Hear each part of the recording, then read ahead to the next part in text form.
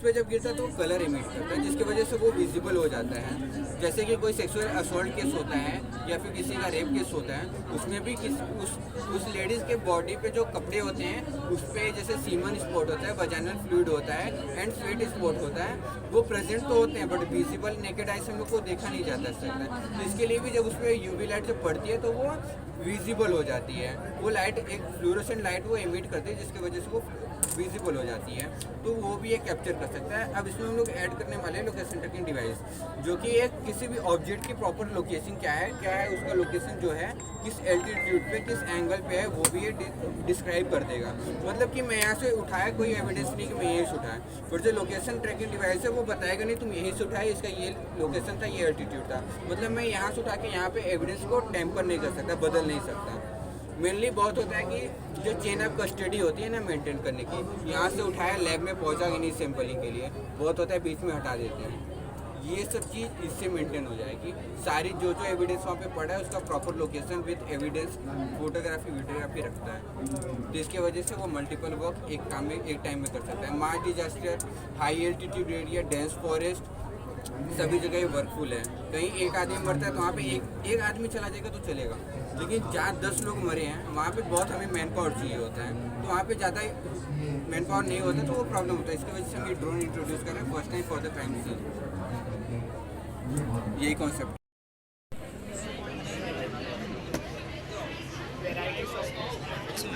Maximum पूछो कितना पुराना है? कैमरा पर 1989 ये वाला सबसे पुराना।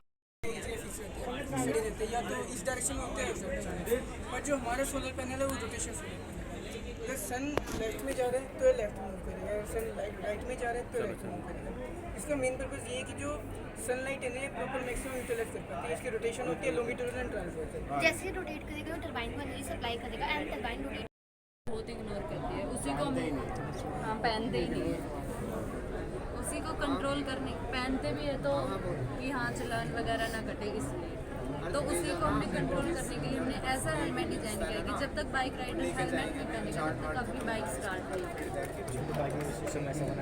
नहीं नहीं जो बाइक स्टार्ट करने के लिए चाबी चाहिए, चाबी को हेलमेट से कनेक्ट किया है। इधर हमने हेलमेट में आईआर सेंसर यूज़ किया है, जैसे ही हेलमेट पहनोगे सेंस करेगा, सिग्नल जाएगा आपके की के पास।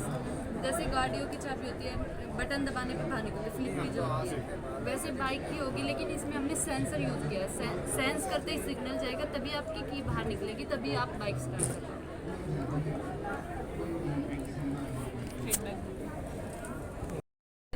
ऑटोमेटिक में कन्वर्ट करा है, तो सोल्डरिंग बहुत ही बेसिक और वाइडली यूज प्रोसीजर है, साइंस वाले बच्चों को पता रहता है।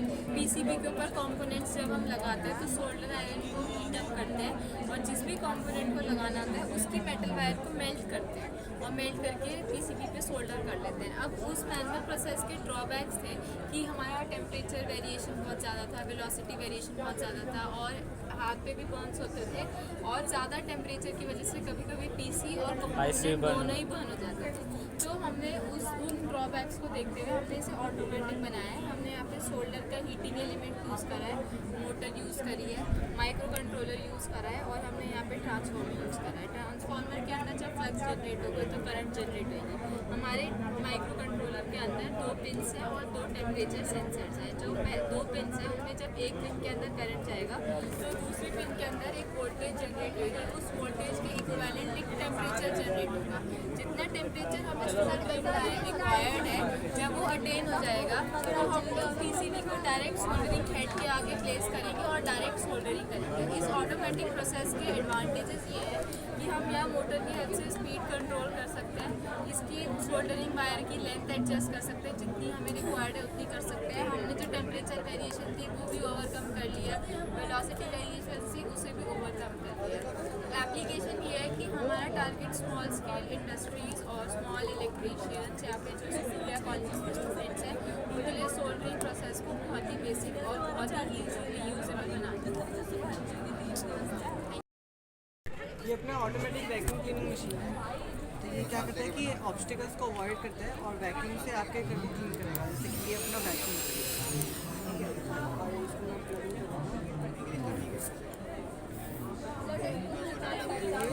चलता रहेगा और ऐसे ऑब्स्टिकल्स को अवॉइड करेगा।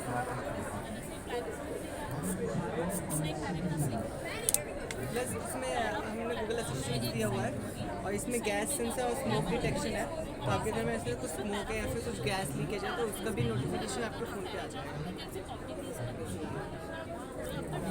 बैटरी क्लीनर है और ये इसका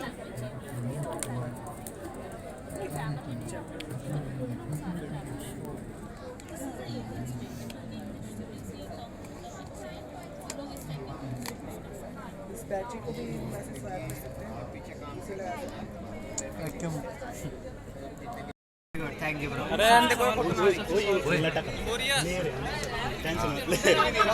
ओए सब के अच्छे से क्यों बनाए, कैसे बनाए, कितने दिन में क्यों?